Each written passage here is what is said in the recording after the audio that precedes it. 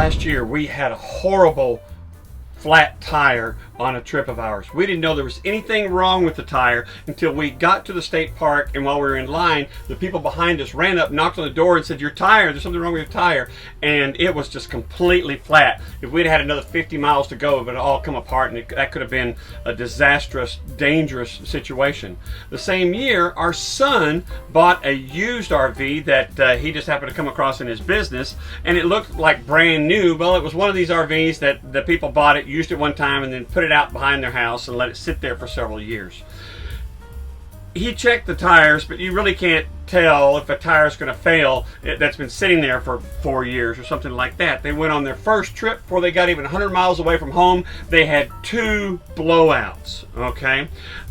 Had they had a tire pressure monitoring system, a TPMS, and had we had one, we would have had some kind of advance warning that this is going to happen. They could have maybe realized they were having a flat. They went and had a blowout, which kind of tore up some of the RV. Like I said, if we'd had another 50 miles, we would have had something like that too. Let me tell you, there is no good reason to not have a tire pressure monitoring system on your RV, on your travel trailer, okay? They are inexpensive and they are crazy easy to put on. The only thing you need to worry about is make sure you buy the right number of tires. Don't buy one with with only 2 gauges and you need 4, or even you don't believe this, or you won't believe this, but don't buy one for 4 and thinking it will work on a 2, because if you do that and you hook up the 2, then your monitoring system will keep thinking there's something wrong with 2 tires. Either 2 are underinflated or 2 are overinflated or something like that. So you got to get the right thing, the right number of tires, and that's also true if you're going to put it on your spare too. You got to get one with 5, okay? So make sure you get the right thing. But other than that, they're quick and easy to put in, and they are inexpensive. I'm going to show you how to do that. Okay, are you ready? Here we go. Okay, this is a demonstration and review for the TPMS, the tire pressure monitoring system, for 4 tires. If you have an RV or small car, this is the one for you, all right? And it comes with 4 of these little caps that go on your air stems, you know, that you air up your tire with, okay? Your tire stems. Anyway, this one is marked RR for right rear, okay? All you have to do is maybe charge the little monitor or the device that shows your tire pressure. Charge that up overnight with a USB. But this one actually recharges with even the slightest amount of sunlight, even on an overcast day. So you don't have to do much more after that. But if you did, there's a USB cable in the glove box, and you can charge it right up anytime you want. But this is going to be for this system right here. It has 4 of these valve stem caps, and step number 1 is air up your tires to exactly the amount that you want your tires to be, because that's what these are going to read when you first hook them up. And in this case, it's 32 degrees. Here's what you do. All you have to do now, first off, I need to tell you one more thing, and that is read the directions on whatever system you get.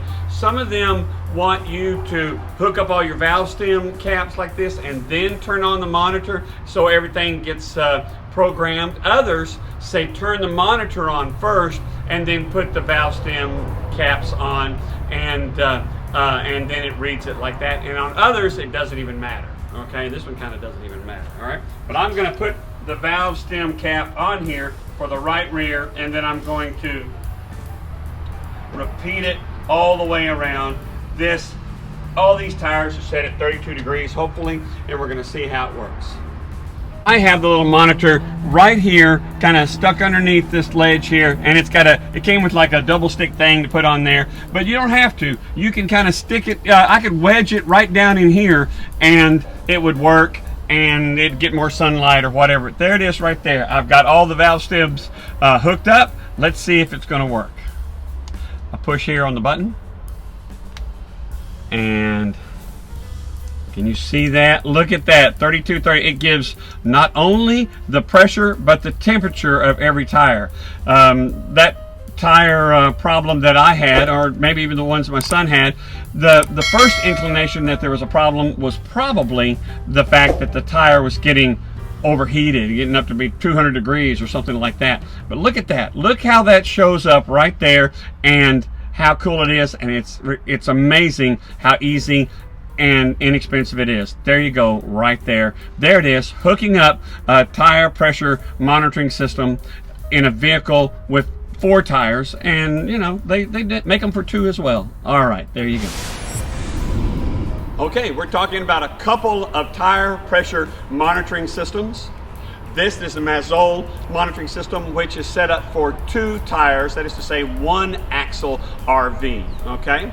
And this one is pretty neat. We're gonna talk about it. And all right, you ready? Let's go. Okay, here we go. We've got the monitor working. I've simply plugged it in, hit the button. It's showing 0 PSI on both sides of the RV. See, notice how it's only showing 2 tires. Let's see what happens.